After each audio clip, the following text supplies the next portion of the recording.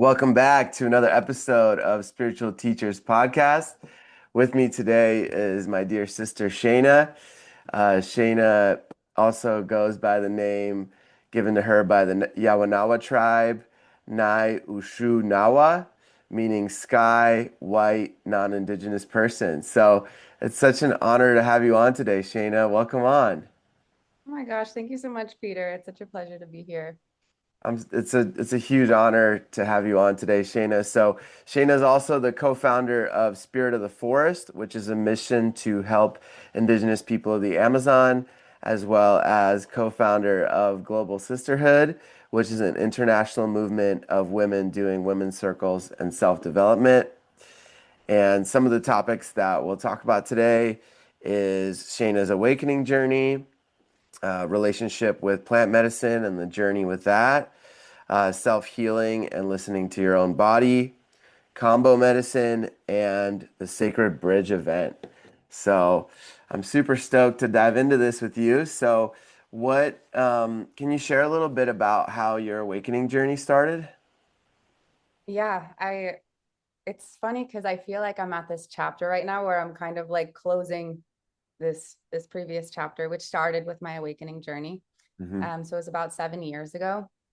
So I feel like these 7 year cycles are super important. Um and it kind of all like catalyzed around my Saturn return, which makes a Hmm. lot of sense. Yeah. But I went through this big process. I mean, there was many years even leading up to that where I was just like, I don't know who I am. And I could feel that.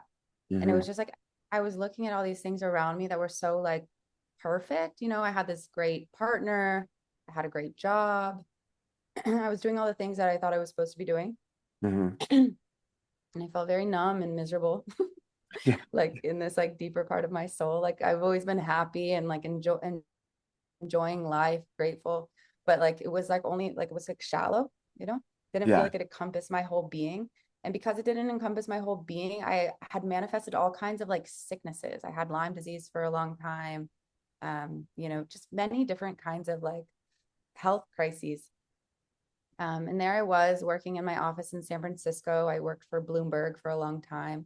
And at the time, I was working for their venture capital group, which in 2016, 2017, 2018 was like the height of investing in AI. And, there'd be robots in my office and like Wow. stingrays. And it was very like cool, It was Yeah. cool. It was super cool. I was meeting cool people and I was enjoying, but again, I was like in this like shallow experience of life.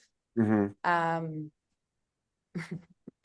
and and I think what happened, I mean, there's many things that happened, but like the monumental one was I realized like what it meant to be a woman in the workplace. And that Mm. was kind of like the crux of my experience.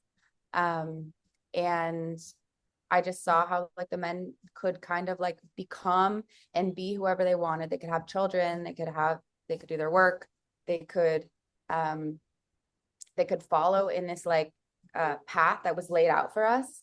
And Hmm. I was also following this path that was laid out for us, but I was finding that like I had to work extra hard, that, I was like hit on, there was just like things, right? Like that I was just like, wow, I didn't learn these experiences from women. Why? Because women didn't have the opportunity to pave the path. I'm kind of one of the first ones. I mean, out of like the millions of women that are walking at the same moment, right? But like Hmm. the generations before us didn't have bank accounts. Like it was just like I started to realize like the movement that was happening now for women Hmm. like me to be in the workplace. And it was kind of like this really big moment for me, um of understanding that like where I was in history, like where I Hmm. was in time. And that moment like meant a lot to me because it kind of like showed me how my life had been made, what I had learned. Um, and I started to realize that I wanted to unlearn and I wanted to find out who I really was. And I wanted to be the woman that I want to be, not because someone prescribed it to me, but because I wanted to find it inside of myself. And That's so the super universe powerful. conspired, right? Yeah, it's super Yeah. powerful. Yeah. It was really powerful. Like even thinking back at that moment, like to see how much conspired all around me to make it all happen. And that's when, you know, I had that 15-minute window of universe magic where like I met a man in my office. My boss was late for a meeting. He's like, can you go meet with this guy and talk to him while I'm late? And in that 15 minutes, that's the guy who invited me to meet my then business, which is where I went to after I left venture capital, and we started this women's movement. And Wow. so it was all around the same time. And that's when I met the medicine and everything.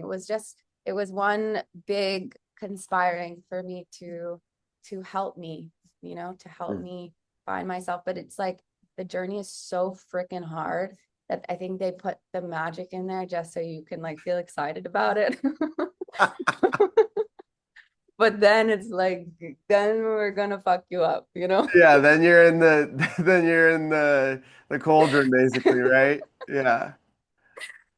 So excuse my French, but I just like it really is like one of these things that like I always like say this about many things. It's not for the faint of heart, right? Because you really have to have this warrior spirit to really go through because you cannot stop, you Yeah. know? Yeah, once you're in, you're in. Yeah, You're and I on the make roller jokes like coaster. that. You can't get off the roller coaster once it's going, you know? I make jokes to my teachers like, oh, I'm done. And they're like, no, you're not. Like, this is it. Like, you cannot go back now. And it's just one of these things that it's just like, I feel like I'm in a lot of peace now, I think, um, with it, more peace, not a lot of peace. I'm in more peace. Yeah. Yeah. But it's just, you know, I think peace can be something that's unfolding into this vast ocean that can't even quite understand. So Yeah.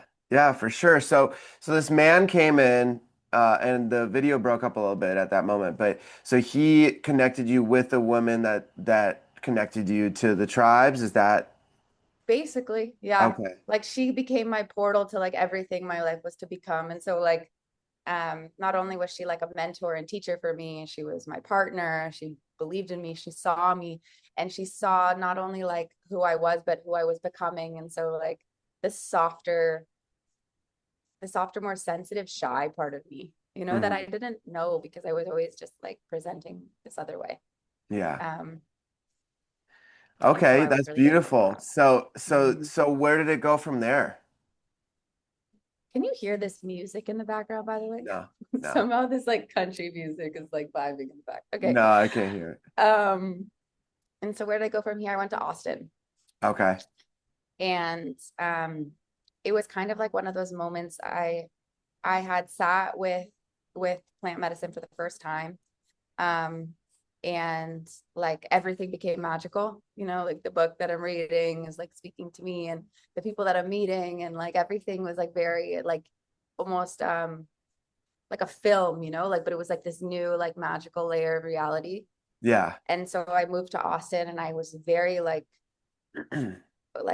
with this feeling like we're going to change the world, and like the visions I was having and everything that I was seeing was like very, you know, like this because of this mission, global sisterhood. They were already like when I joined this movement, they had women's circles in like 80 countries. Like Whoa. they had 10 languages. They were doing these monthly women's circles. It was a movement. It was a free movement of women. Wow. That's amazing. And I got hired to help them make money because they were like just um anyways, it's a long story, but there was a bunch of problems Uh-huh. Uh-huh. that were very like they were very symbolic of what had happened between men and women. Mm-hmm. And so it was very karmic. The whole thing, the way it all happened was very karmic. I guess in the sense that it was just like very strong and very symbolic, everything. And and so yeah, so Lauren and I went through that journey together, um and we started developing these programs for people to learn how to become a facilitator. And it was like perfect because it was the same time as the pandemic. Like we launched in January 2020 these Wow. online programs. So everything was very Right before guided. COVID, right? Right before 2 months, 3 months, we did our Yeah. first online program. And so we kind of just rode that wave um, until basically I was like ready for my next layer of healing, Mm-hmm. which is not like I felt ready. It was just like my life was like, you're needing something. And there was many strong things that happened, and it was super intense for me. And a lot of like my faculties were opening, but I didn't know how to deal with it. And I felt very like kind of vulnerable. When you say And faculties, what do you mean by that? like I think like my ability to feel other people like opened in a big way. Hmm. And so like my friend was going through a very intense process, and like that person was going through this intense process, but I was laid out on the couch, like I couldn't function. Mm. So, and that was like weeks of me being unable to function. And, you know, just the dreams and like everything that was happening for me was very strong. And I Hmm. felt very connected to the situation, like not just because of my proximity, but also because of like the physical sensorial experience I was having in my body. Um, and so, and I didn't know how to understand that. Hmm. You know, I didn't like, I had friends that could sympathize with me and that understood in a way because they experienced that too, but I didn't have teachers, you know. I had Yeah. peers. Yeah. And so it was in 2021 on International Women's Day that we hosted this like giant online event. We had women come from all over the world to be together because we're in the pandemic, right? Hmm. And I felt in my heart that there was an Indigenous woman that was meant to come and sing to open up this like weekend of activities. Hmm. And my business partner, Lauren Walsh, she called upon my now best friend and business partner, Angelique Watson, to have her teacher, Kenema Yawanawa, come and sing. And when Oh, Kenema came beautiful. to sing, I lost it. And like I again, I still had this very hard, I was very hard still like inside of my heart. And so for me to cry like that was like um you know, it was like one of those moments where you're just Super like, healing and like opening, mm-hmm, right? Yeah. yeah. And just like follow, you know, Uh-huh. follow that. Yeah. And so I started working with Kenema online. We helped them that year they had really bad floods in the Yawanawa village. And so we helped them with like a food security project. And then they invited me to come down to Brazil.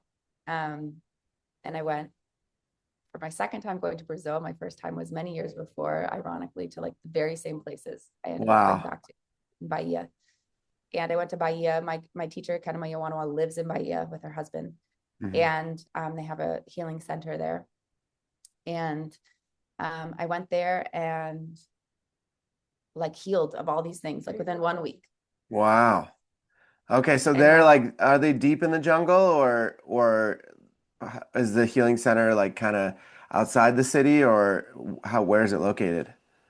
so it's in Bahia, Brazil. It's in this beautiful beach location called Serra Grande. It's the Mm. Atlantic forest. It's beautiful forest, and they have a lot of the same plants as they have in the Amazon. Hmm. Um, and so at the time, their center wasn't even built yet. This is like 2021. Their center hadn't been fully completed yet. Hmm. Um, and we stayed at someone else's center, a good friend of ours. Hmm. And they hosted like a retreat, right? You come and you get to participate in their traditional games and their ceremonies um and Kambo. That's where one of the first like treatments I experienced of Kambo. So And the for those face painting, all of yeah, it. for those people that don't know what combo is, can you give a little brief description of that? Yeah, it's a secretion that comes off the back of a frog. It almost looks like a white film Hmm. that they apply. It works almost like a poison or something to our bodies, right? Hmm. And they apply it through uh, you know, very surface level burns that then they Hmm. then apply the secretion of this frog. Um, and you have like a purgatory effect, Hmm. and it doesn't last very long. It's quite strong for many people, Yeah. and you know, it's really good for the lymphatic system. It's really good for a lot of things. Um, and it's become very popular, I think, in the US now. Like, I think people are hearing more about it. I have a lot of caution about the way people are serving it, who's serving it, all these kinds of things, just because who I learned from and that tradition, it's like from their bloodline. Um, not that I'm against Western practitioners. I just don't know them. you know? Yeah. And Yeah. so, for me, yeah. So I received my treatment originally with them, and I And that was received your so first time much sit. healing. That was your first time. It was not my first time. I had received from a friend of ours before that, and but this was like the deepest experience I ever had. Like I was purging for like several days after. Mm, wow. And I used to be completely allergic to tobacco, so I Mm, could never take hape, like some of the stuff like that, is very traditional in these circles. And I lost my hape allergy, like many different. I used to have like this like marks on my skin. They all went away. I wow. like all this like inflammation in my body because like I said, I had dealt with health stuff before, it just went away. I Mhm. literally like looked different in 1 week to the next, and I never Yeah. went back. Yeah. And so it was a big like purifying moment for me, like Mhm. baptism, Yeah. an Yeah. Amazonian baptism.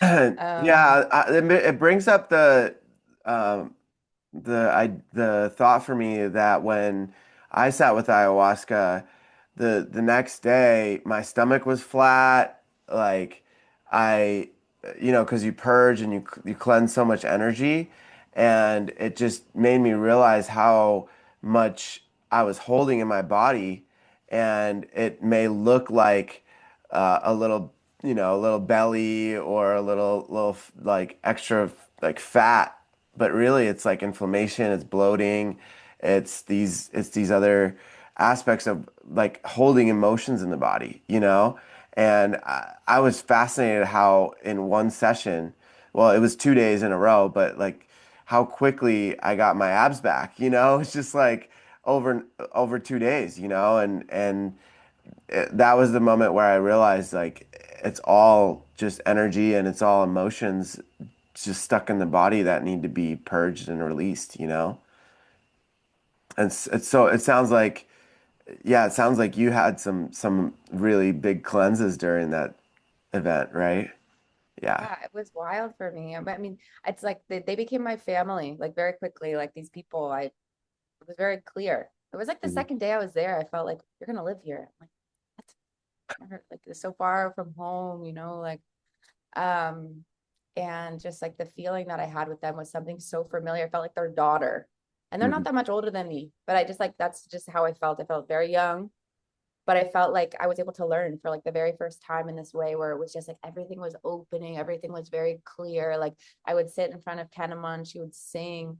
And like when I was a kid, like if you would have seen me as a kid, all I did is sing. But then that was like my mechanism. I shut it down. I stopped singing. And I Mm. learned a lot about that recently. But it's just like it was that way of being like, you want me to be like this, but I'm going to be like the opposite of that. I'm going to close everything down. I'm not going to express. I'm going to like stay quiet. And that's what I did for a lot of my life. And I think that's why I manifested all these kind of sicknesses because of my subconscious, really shutting down. Yeah. So, anyways, thank God for Kenema because she not only helped me open my voice, she helped me open my artistry, my paintings, my drawings. Um, Beautiful. and and so after like a week of being there with them, they were opening a diet, and I knew nothing about a diet. I didn't know anything about the indigenous, like this way that the indigenous are kind of like everywhere now, and we see all this kind of stuff, and there's like teachings and training, whatever. I didn't know anything. I was Yeah. like, I didn't know what a diet was. Like I, so anyways, they were doing this diet, and I was like, shoot, like So what is how it? can What is a this? diet? Yeah, so a diet. So I could speak from the Yawanawa as much as I know, right? Like, a diet is a sacred time of purification. Um, the way they traditionally do it is they pray for you into a pot. Um, and the pot is very symbolic of like who we are as a vessel, right? We're like a pot. They Yeah. pray within our being, like so they pray within this pot. Whatever it is you're wanting to fortify within yourself, whatever it is you're wanting to open within yourself, healing, and each diet is different. And the prayers are different, and the way the traditions pray is different. Um, I know the pot is shared amongst like different tribes within the Amazon, but again, I don't know so much about them. Um, and so they pray within this pot called the Muti, and you drink the sacred beverage, which is like a kaisuma. It's like what do you call it here? Tapioca. It's like a mixture of this plant. And sometimes they put corn and you drink after the prayers have been put into this liquid beverage. And this starts what is your 30-day diet. And so this diet is nothing that tastes of sweet, nothing that tastes of sweet. So like no fruit for sure, or like even something that tastes like sweet. No, even water, they say tastes like sweet. So you put lemon in your water, but you're not even allowed to have water for like the first 2 weeks. So no water, nothing that tastes of sweet, no pure water, nothing that tastes of sweet, and no red meat, nothing that has a lot of blood. It's not even red meat. It's just nothing that has a lot of blood. And then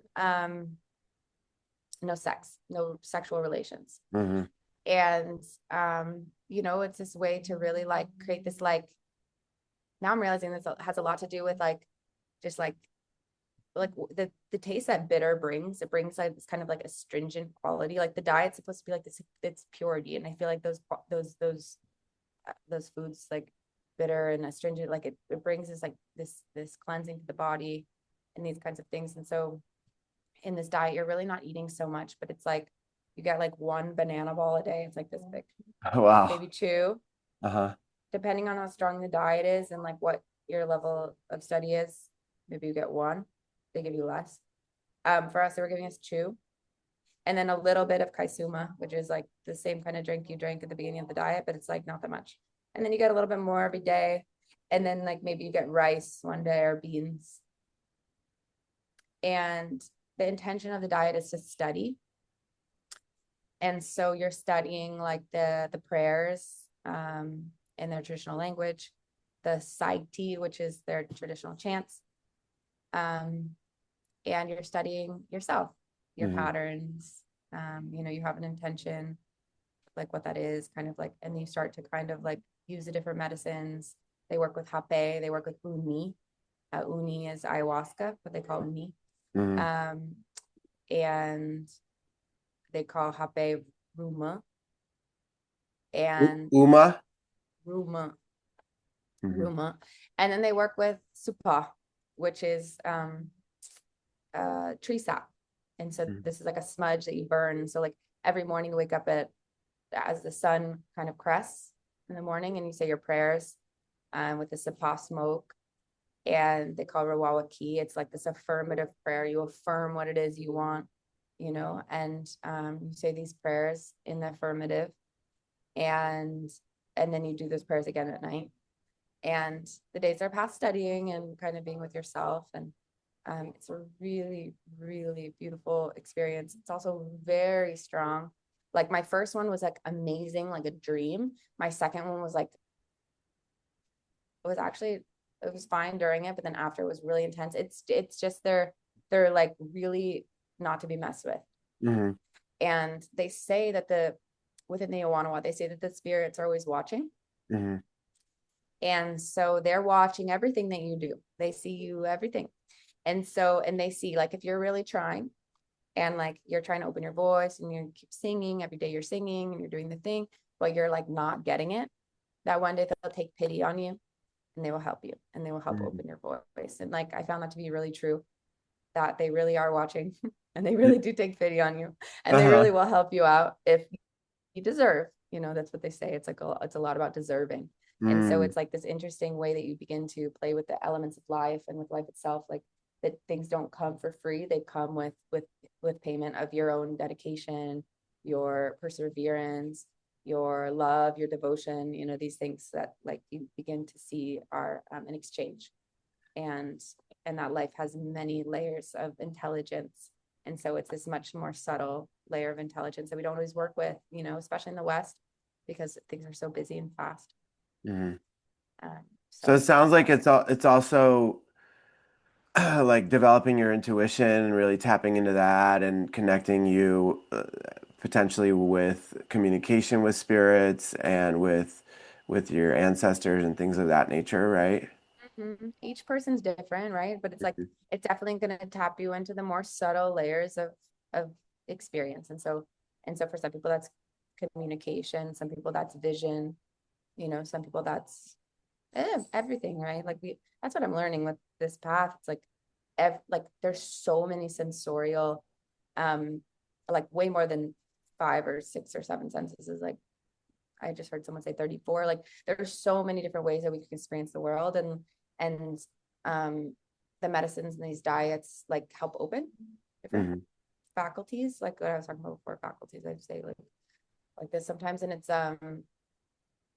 it's really amazing to me because like some people can like hear, some people can see, some people can download whatever you want to call, they can hear messages. Like everyone's so different, and I believe we all have this capacity. We're just so busy to even realize.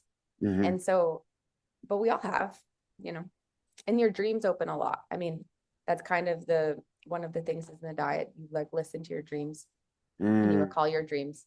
And so it's a big dream study as well. The Yawanawa have really amazing ways of remembering their ancestral heritage in a big way, is remembering through their dreams, like even about what these sacred plants do. Like all the plants in the Amazon look the same, but they can recall in their dreams what plant is going to help with like a stingray bite. And Mm. I've heard many stories of like these they're sensational stories, right? Because we don't have necessarily always this understanding of you can recall in this kind of way, right? But they Hmm. have this, and it's very much part of their culture. It's normal. um and so it's really beautiful to experience like these cultures that have a different way of being with the world, Yeah. the natural world. It's fascinating. So, is it always is ayahuasca always incorporated into dietas? Like, is that kind of traditional to be drinking at least like a couple of times a week?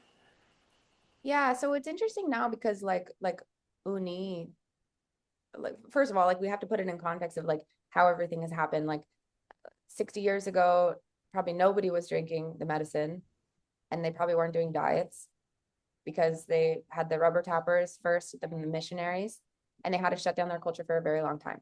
It's Hmm. only been within like the last 20 years that women have even been allowed to drink. Wow. Um, thanks to Hushahu Yawanawa. She was the first woman to drink the medicine. She was also went on to become the first Mukah with her sister Putini. Um, so it's like it's interesting because it's like, what is the way of the diet? I guess maybe now like you can say, yes, it is traditional to drink the medicine, but like diets were for men before. Like Mm. women never participated in diet. It's only been like in the last 20 years Oh, or wow. so. And so, it's like a great privilege, not only that as a woman that I can participate, but also as a Nawa, a non-Indigenous woman of another peoples, that I can participate. Hmm. So it's like yeah, like everything's changed, right? Like the fact that they have non-Indigenous people in their villages, the fact that they offer their cultural initiations to Hmm. non-Indigenous people. Like it's all a tremendous privilege um, that was not available before. So it's Yeah. kind of all new, and it's kind of Yeah. unfolding too. It's like, but this is very much like a like the river kind of like opens, and this is like a new way the river is flowing, right? Yeah. Yeah. Like almost like a dam has been lifted. Now the river Yeah, can really yeah, flow. yeah. Mm-hmm. Yeah, And that that's really has. beautiful. What a powerful time to reincarnate, right? Sometimes I'm like, okay, fine, and sometimes I'm stoked about it. So Yeah, I mean, that's so powerful. I didn't know that, how 20 years ago was kind of the start of when women could drink and sit with dieta. That's really amazing. So, uh, from my understanding, like with the Shipibo people and other tribes, that sometimes they'll give you a specific plant to connect with and to work with, mm-hmm. and that's kind of like your plant that you build a relationship with for 30 days, and you really sometimes can hear like songs and music like related to that plant, right? Mm-hmm. And so did they give you a specific plant to work with or not in that one? So it's interesting. Like the first plant you work with is the mama, which is like this tapioca, like the macaxeira. Gosh, I always think in Portuguese, but it's like the tapioca plant. I think Uh, we call it here, right? Like tapioca, like you go yeah. get the root vegetable. Um, But so the Yawanawa like are interesting because like my teacher Kenema Yawanawa has like I think 7 different indigenous bloods within her. And so like their Saiti, for example, like a lot of them, their Saiti Kawa, which is like the most basic level of Saiti, they don't have so many translations, direct translations. So you sing and you feel, but a lot of them are so ancient that they don't know what they say. And then as you get into these higher levels of the songs, they have like more specific Yawanawa words that they're saying. But even that the language is such a blend of many cultures. Uh-huh. And so it's like the way that I understand it, like they do connect with plants, but it's different than what I understand people telling me about the Shipibo. Like I don't know because I never did a Shipibo diet, but from what I understand, it's slightly different. But they do connect with plants. So they have like the Uchi, for example, which is a pepper. They have the Mukah, which is their sacred plant that gives you the power to heal. So all the teachers that I work with, they have this plant, the Mukah. You have to be in a year-long diet in order to do. It's a very like deep and high level of initiation. Uh-huh. Um, and so they do have different plants of power that they work with, and they also work with animals. So there's you can do diets that are related to the animals as well. And so like the snake has different diets. Like there's one where you just like touch the snake. And so I'm no expert on this by any means, but they do have like on the plant and animal side different dietas that you follow.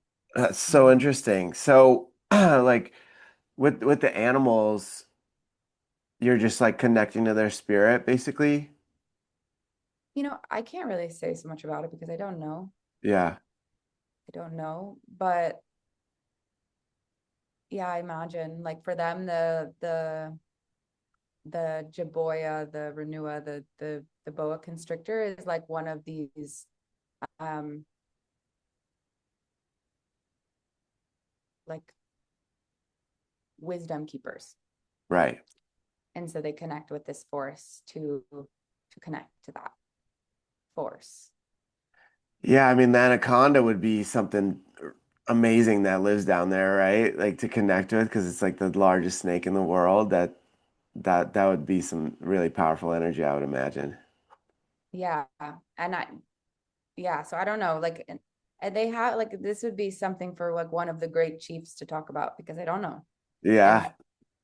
yeah, like Matsini, who's the chief of the village, like maybe he could talk or Hushahu, but I have nothing to say about this. Okay. Okay. Beautiful. Beautiful. So where did your journey go from there? From this beautiful healing that you experienced? It just became a path of service. Like I just wanted to give back. It was just like very simple for me. I just wanted to give back. I wanted to support. I wanted to work with my family members that I had just met. Um, and I went to the Amazon, I think with them like 6 months later. They took me and we went to the Mahdi, which is like the big festival they have down there. You wear like grass skirts and like and this festival has been like restored because for many years they had the rubber tappers and the missionaries, they weren't allowed to celebrate in their traditional ways. And so this is like a big restorative moment for them to wear their traditional clothes, to paint themselves in urakum, which is like the red body paint, um, and and to sing. And it's really fun. It was super intense for me. Um, but it was really beautiful to see. So basically it just like started opening this path where I wanted to learn, I wanted to experience, I wanted to understand what I had received, I wanted to give back. And then very soon after that, we started Spirit of the Forest, where we were starting to sell like their traditional products in the US, and offer retreats, different ways for people to come down and experience the magic that I had gotten to touch, for other people to come. And so, Beautiful. yeah. So can you tell me a little bit more about the festival? Like, is it different tribes gathering together, or is it mostly just the Yawanawas? Mm-hmm. And is it like people gathering in music circles and taking medicine, or is it more like dancing? What does the festival look like? It is a giant festival of the tribe itself, of the Yuanwa. And then there's other tribes that come and visit because it's fun and they invite other people to come. Um, And so it's like a big gathering, very tons of people. And then now they bring the Nawas and non-Indigenous to come too. So they invite, people from all over the world to come. And so you see other people there.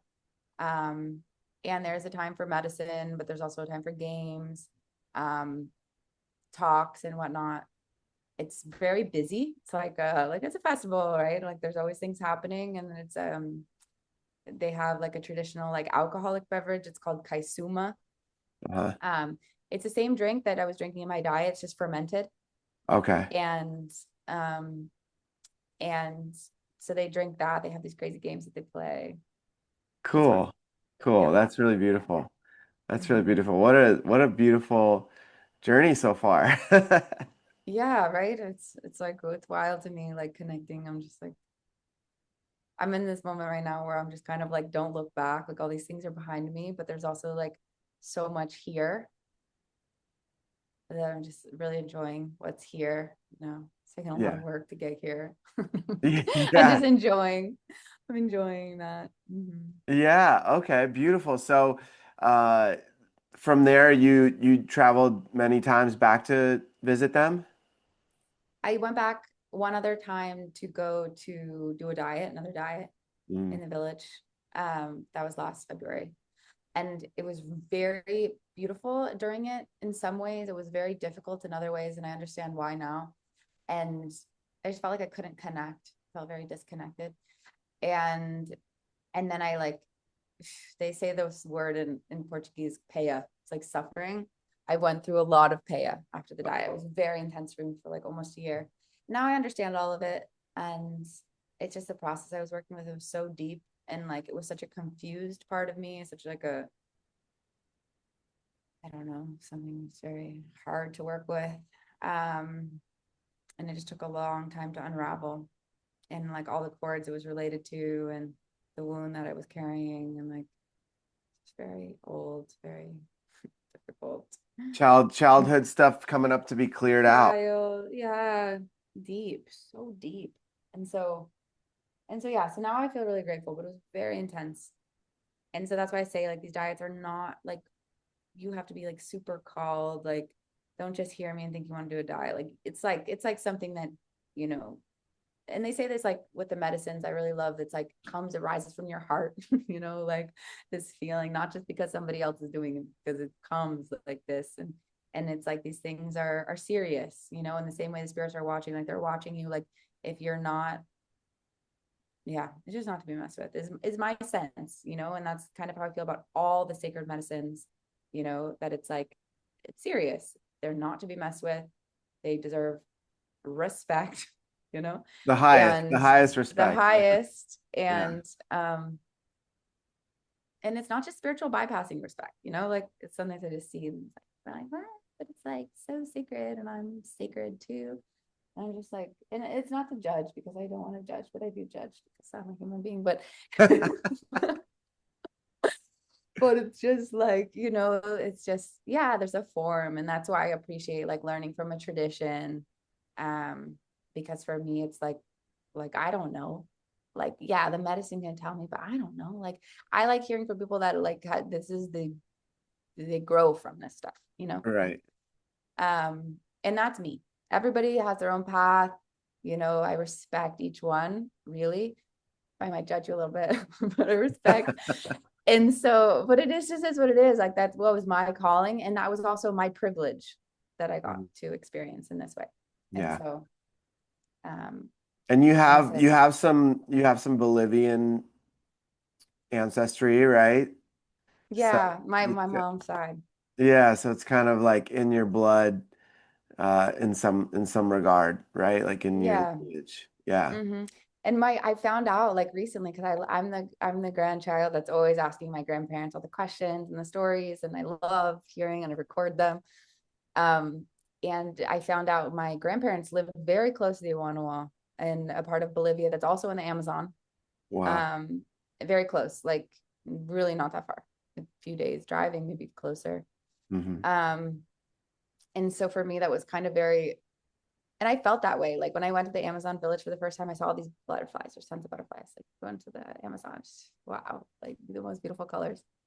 And I felt like that I felt like this connection, like super deep when I saw these butterflies. Like I just like Mm, I don't know my ancestors, but like, you know what I mean? I felt like something very ancient inside of me that when I saw these butterflies, it meant something to me. And, and so, yeah, knowing the proximity of also my ancestry was also very strong for me, that out of all the places in the world I could have ended up there. And it was also very close to where my ancestors had been. Um, and so, yeah, that brings like an interesting feeling inside, because I don't know so much about my ancestry, to be honest. Like I know a little bit back a few mhm, generations. But then before that, I don't know. Like a lot of my ancestors on both sides were refugees, mhm. um, from inquisitions and Holocaust and things as such. So it's interesting for me, like just to Yeah. know a little bit. Yeah, so you mentioned that calling, right? So when did you feel that for the first time, and what did it feel like?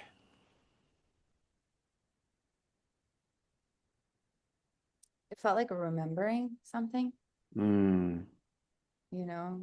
It's like I felt this kind of when I was in my office, you know what I mean? Because it was like when I started to remember this thing about like being a woman where I was in time, that's what it felt like. It felt like a remembering, like I was like knowing something that I already knew, like because it felt so true in my consciousness. Like it was like I always knew it, you know what I mean? Like, yeah.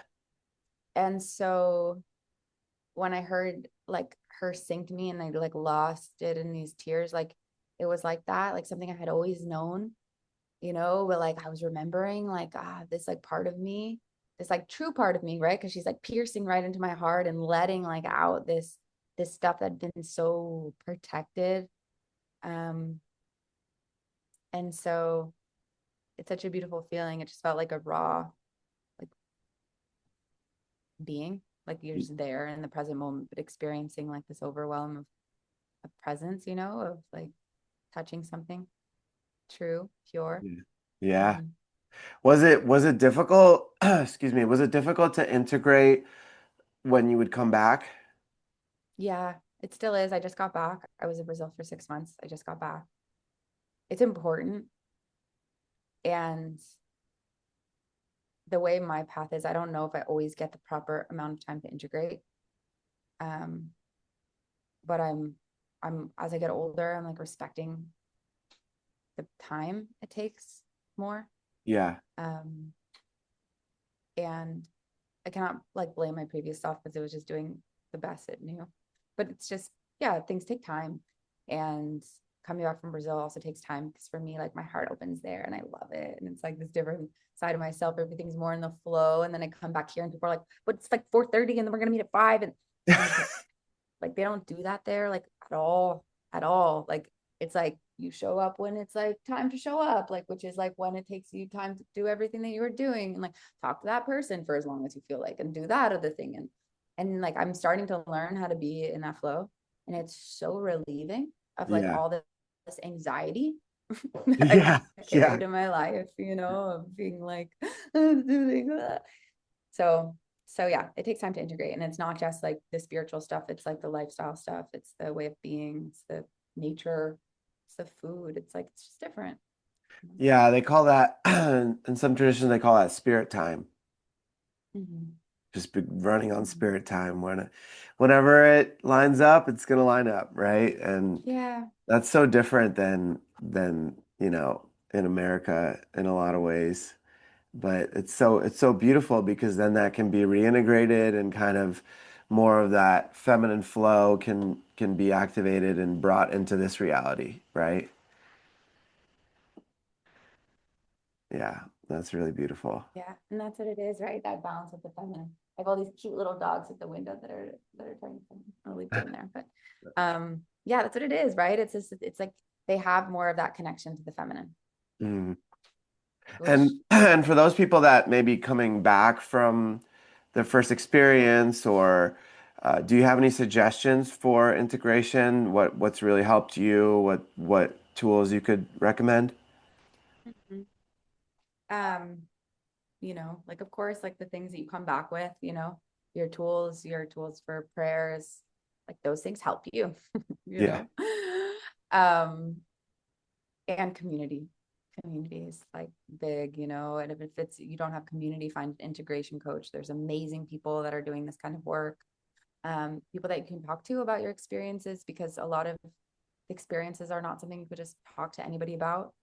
I think also respecting your experiences. You don't have to tell everybody everything, because not everybody can receive it, and it kind of like breaks apart what it is you receive when you tell people that cannot receive it, is my experience.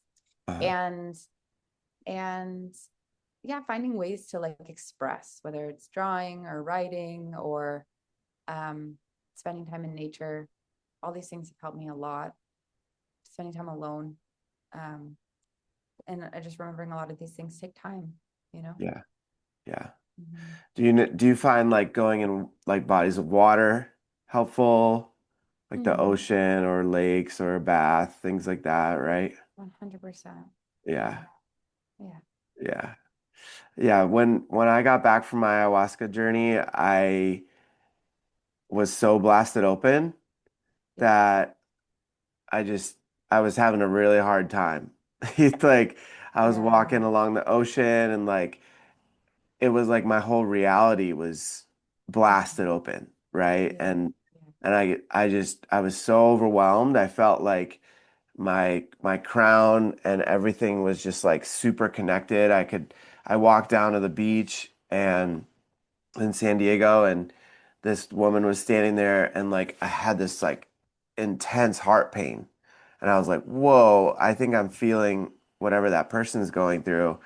And it was like everything was just on like all my intuitive and, you know, all those aspects of myself were just on hyper mode, right? Like I was just hyper aware of everything. And I remember I'm so grateful to one of my buddies and his girlfriend at the time. They served me some hape and and that and they like worked with me and really like dropped me back into my body because I was like way out here, like way out in, in that world. And it was really powerful because I felt myself come back into my body. Like part of me was still somewhere else. And there was a lot of tools that I was able to bring back into this reality from there. Being able to um, like spitting became a big thing where like if I was taking on energy, I would like spit or I would make little sounds to like move the energy up into back up to creator or to the earth to get alchemized, those kind of things became really helpful for me in everyday life. Do you feel like you brought back any aspects from those things into this world? Yeah, for sure. And I think it's funny because like only recently there's like little things that I started to do where I noticed a little bit. Like yesterday, I was with a good friend, and for me, there's certain things I started to pick up, little like habits that I have, and but it's same thing, to clear energy. You know what I mean? And I Yeah, think each person like needs to find theirs. Um, but yeah, it's definitely important, because I think your point that you just shared is very important, I think, for the whole medicine community to hear. It's like, hey, here's these people that are drinking medicine, and then they're coming off their experience and they're very open. Like, yeah, this could be unsafe. yeah, You are very blessed. You had good friends that could help you. And so, like, this is like this point that I really want to urge, like, make sure that you have a good support system if you go into these experiences, because afterwards, should you need one, you have one. I think it's like the most important thing. And as medicine is becoming more prolific, like there's just more of it, and it's becoming more trendy, I think, in a way. Like, people go a lot uninformed, and I don't always think the facilitators know everything. Like, you know, I've yeah, I've just been around it enough to see. And so take care of yourself, make sure that you have a good support network, if you're going into these spaces afterwards, just because you don't know. There's so many things that can happen. I've seen so many different things happen to myself, you know? Um, and so it's important that like people have a good community. And there's beautiful things you can bring back, but it's important that we get you back. Yeah. And so that's kind of like my big message, because we need everybody here Yeah. Yeah. participating. Yeah. I Mhm. mean, one thing that I realized from that experience was that it's so important to be in the body, Mhm. like be really present with everything that I'm doing with, you know, full present, trying to be as present as possible with everything that I do, right? Like not getting too lost in the thoughts, too lost in the mind. And for a lot of people, one of the coping mechanisms is to stay a little bit out of the body, right? And because it's difficult to be in the body because then they have to feel all the things, right? And there's so many ways to numb out now, right? There's a huge list, right, of Netflix and alcohol and weed and sex and parties and yeah, I recently witnessed one of my buddies out here in Vegas, just like nonstop, just doing something to just not be in his body, and it was really difficult for me to witness that, right? Where like one moment he's smoking his vape, one moment he's going to have some weed, then he's like, okay, serve me some hape, okay, let me go find some alcohol, and like I was like, whoa, man, like it was just really tough to be around that energy. And I I encourage people to feel, right? To really sit with those aspects of self that need to be integrated, that need to be felt. And there's so many different ways to do that, and so many amazing facilitators and amazing medicines and practices that are out there that can do it. And it's really important to use discernment, right? To like who are we going to? How are we addressing these things, you know? I totally know that person you're talking about too.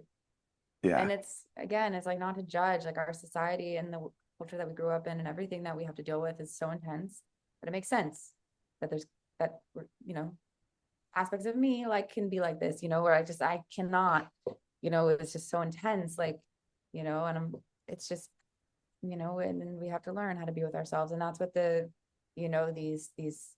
medicines, these experiences that can take us slightly to a higher perspective can help us integrate. But medicines are not for everybody. you Yeah. know, Breathing is what's right for you. Maybe that's best for Meditation, you. yoga, there's so many tools Right. out there. Yeah. Yeah, like your kundalini, like these things, like they're medicines too. Like it's all there's not, you don't need to ingest something to be in a medicine. Like we have medicines inside, Yeah. and I think that's what I realized more and more. It's like, these things, like we're about to go do this retreat with the Tibetans, right? And we're going to bring the Yawanawa there. And I'm so curious to hear about, like, because these people connect in totally different ways, right? Like here they are in the forest and they use medicines to connect, but again, they're connected also already. And then there's the Tibetans that live in the high mountains that use meditation, but it's like they're finding similar places and spaces and dreamscapes. I'm so excited to hear about this like cross pollination Yeah, of I'm so interested in that because of it's two consciousness. different parts of the world, totally different cultures, Mm-hmm. and just coming together to share space and that deeper wisdom and that deeper like understanding, right? Of like this reality and this life and gosh, yeah, that's fascinating. I just got back a couple of months ago from Aniwa where there was Oh, cool. 40 elders from Oh different my God, tribes what a and the feat. different elder leaders and yeah, it was just so interesting because they had a Mongolian shaman, they had Hawaiian elders, they had Shipibo elders, they had you know, people from the Amazon. I believe the Yawanawa was there, and I think one or two other tribe leaders. They had the Mamos from Colombia, and you know, and then Native American elders from America, and it was just so beautiful because the underlying teachings were all very similar, you know, even though the way that they facilitated and the way they led their ceremonies and the way that they taught and those kind of things were all had their own flavor, right? But at the core of it all, to me, it felt like it was all sharing a very similar message. And that's what it is. It's like so interesting, like to be in that level of spirituality. Like I feel like even the words are the same. Like Yeah. I was recently in the this Amazon village um called Mapia. It's like a village more of the Caboclos. It's not necessarily indigenous, but it's non-indigenous people that live there. Hmm. And the whole time I was there, I was in a very strong process. But that's kind of like the experience I was having is like how similar everything is. Like the words in the Umbanda, which is like the African tradition that got brought through the slave trade from Africa to Brazil. The words that they're calling like grandmother is like the same in Sanskrit. And I Yeah. was like tripping about Yeah. this, Yeah. but it was like everything, and it was like coming through in this language that's universal. Didn't Yeah. matter that what language I speak, I could hear in this language that made so much sense to me. And so, yeah, there's something that's so much higher that's guiding, our connection, um, whatever you want to call it. And it's so beautiful, it's so universal. We're all allowed access. You don't there's not one way to access. There are many ways, there are many paths, there are many traditions, thank God. There are many ways of dress to exhibit this love, this devotion for this greatness that we're all a part of, thank God. Really, like, if it's God, if it's not God, whatever, it doesn't matter to me what you want to call. But it's like this experience that I've been able to understand in my own way, and it's it's universal, It's amazing. you know. Yeah, it's really fascinating. It always, yeah, that aspect of this world, how we're so intertwined and interconnected like a web, it just that's so beautiful to me, like how we really are all one, and these kind of experiences just confirm that for me, and Mhm. yeah, it's really beautiful. Um, Mhm. I had this, I had some different messages come through in my ayahuasca experience, and I know you've sat with that medicine many times. Was there any messages to humanity or to people that were really important that you received that you feel called to share?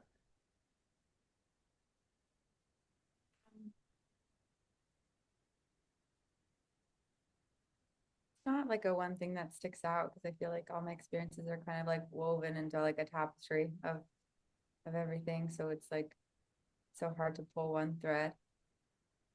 But there is like this understanding, that we're here to take care of nature.